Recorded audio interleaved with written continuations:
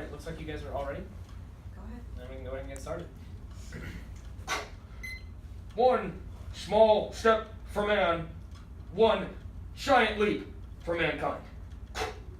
It was on this day, the 20th of July, 1969, that the human species proved we could overcome incredible difficulty and achieve every little kid's dream, doing the actual moonwalk. Or did we? As long as scientific facts and political knowledge have existed, conspiracy theories have followed along behind them. One of the more popular theories is that Americans never actually landed on the moon. Conspiracy theories, both outlandish and convincing, well, they exist because people are willing to spread facts without first proving that they are indeed facts. Have you guys ever played the game of Two Truths and a Lie?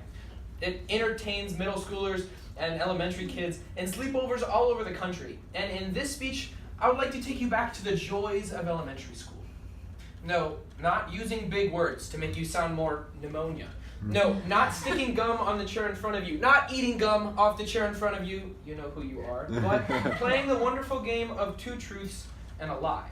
Before we begin, allow me to explain the intricate rules of this difficult game. In the time I've been given, I'm going to be presenting some of the most convincing points of two real conspiracy theories believed by real people. And you guessed it, one fake conspiracy theory that I thoroughly enjoyed making up. And it's going to be up to you to figure out which is which is which. Now, sit back, relax, and prepare to be informed. On July of 2015, the amount of people typing flat earth into their Google search engines dramatically started to rise. In November of this past year, flat earth was one of the most popular search terms on all of Google for the entire month. Some might say this theory has become as popular as intentional dating for homeschool high schoolers recently. Samuel Rowbotham was a man of science who lived in the 1800s. He was actually an advocate, hold on, that's a $5 word right there. He was an advocate for the flat earth theory. For example, if the earth is round, how are rivers seemingly flat? He tells us in his book, Zetetic Astronomy, Earth, not a globe. Can't all be scientists and English majors, okay? Calm down. He writes, quote, assuming the earth is round and is 25,000 English miles in circumference, the surface level of all standing water must be in the arc of a circle, end quote. The United Kingdom happens to be home to one of the straightest rivers in the world. That's the Bedford River.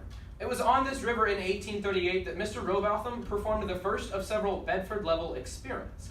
In order to prove once and for all to all the haters out there that the earth was indeed flat, he waded out into this very long, very straight river, and he held a telescope about 8 inches above the water's surface. His partner then attached a bright red flag about 3 feet above a small rowboat. Mr. Rowbotham watched as his friend rowed farther and farther down the 6-mile stretch. Now, assuming the earth is round, at the end of the 6-mile stretch, the flag should have been a full 11 feet below his line of sight.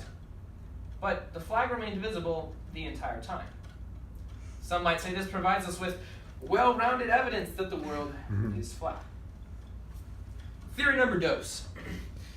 For the sake of context, on February 28, 1995, the Denver International Airport was open to the public. Almost immediately, people began to postulate, boom, another $5 word, that there were ulterior motives in building it. Now, for starters, this airport is massive. It sits on an enormous 55 square miles of land. To give you some perspective, the entire city of Washington, D.C. sits on 61 square miles. Now, not only did it surpass its budget by nearly $2 billion, but its official opening date was delayed by 16 months. So why all the extra time, land, and money, you ask? Well, over the years, many people have speculated that there's a series of secretive tunnels and bomb shelters residing beneath the airport. But is there any proof for this? Well, you see, that's just the thing. You don't need proof to prove a conspiracy theory because it's nearly impossible to disprove a conspiracy theory. This situation is similar to finding a 3-foot snake in your house, which that did actually happen last year to a woman in Tennessee. Anyways, it's similar because it's possible to prove that there is a snake in your house, but it's nearly impossible to prove at any given moment that there is not a snake in your house. Anyways, back to Denver. The high-tech automated baggage system was one of the reasons that this airport was so incredibly expensive. Despite the alleged $186 million that was spent on this system, it broke down within the first week of its opening, and It never worked well at all after that. In fact, in 2010, about 8 years ago, United became the last airline to stop using the system entirely. It's fair to assume almost $200 million of that didn't go to such a terrible system. So where did the money go to? If you're looking for a weird conversation starter, did you know that the city of Denver is planning for a $1.8 billion renovation of their airport this very summer? Once again, perspective is key here. Kansas City spent a little over $1 billion in 2018 money to build the entire KCI airport. Makes you wonder what they might be hiding. Time for theory number trace.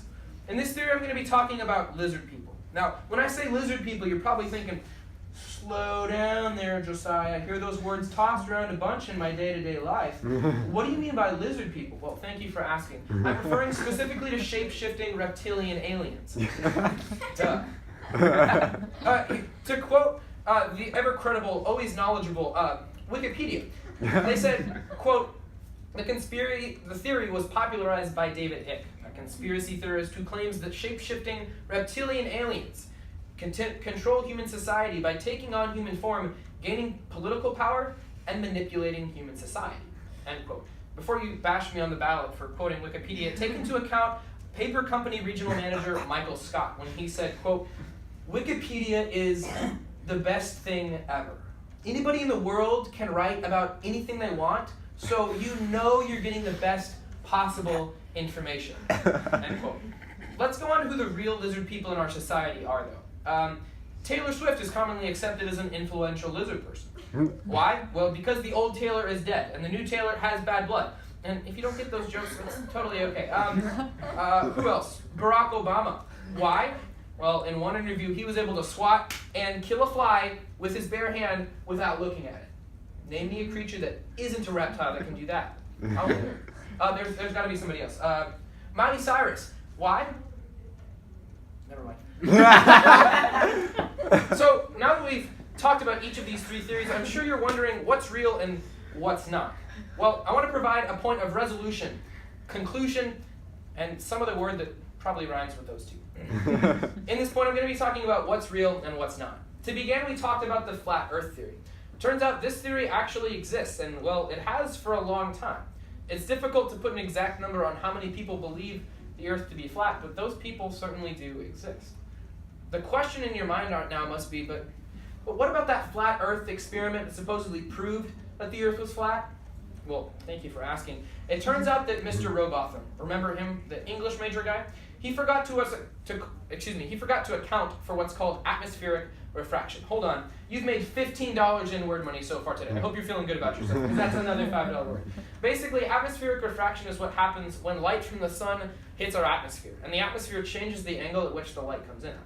Basically, in order for this experiment to prove anything, his telescope needed to be 13 feet above the water surface instead of 8 inches. And when this was done later, you couldn't see the boat at the end of the 6 miles. But without both sides to the story, it seems rather convincing. Next, we talked about one of the many theories surrounding the Denver airport. If you thought this theory was correct, congratulations, you're correct again. Although there's absolutely no proof supporting the fact that something fishy is going on under Colorado, I found myself being ever so slightly convinced because, like I said, you don't need proof to support a conspiracy theory, and they continue to exist without proof. Well, I wanted to save the best for last. In my third point, I laid out the ever-convincing facts that lizard people exist. But you'll have to forgive me. In reality, I lied, and all three of these are real conspiracy theories. In fact, according to a 2013 poll, 4% of Americans believe in reptilians. That's a whopping 12 million people. But why have I spent the last 8 minutes or so talking about random theories? Oh, you're asking me. Well, I think it's important for us to dig into the information that we hear. In a world where society changes its definition of truth just about as often as a girl changes her outfit before a first date, we have to remain vigilant in spreading purposeful truth. The goal of this speech was to maybe, just maybe, get you to question what you know is true. Why? Well, because learning by doing is the best way to retain knowledge. And simply passing along information that we don't know to be true isn't a way to promote truth in our lives. My final encouragement to you is to practice speaking and spreading the truth in love. Thank you so much for your time today.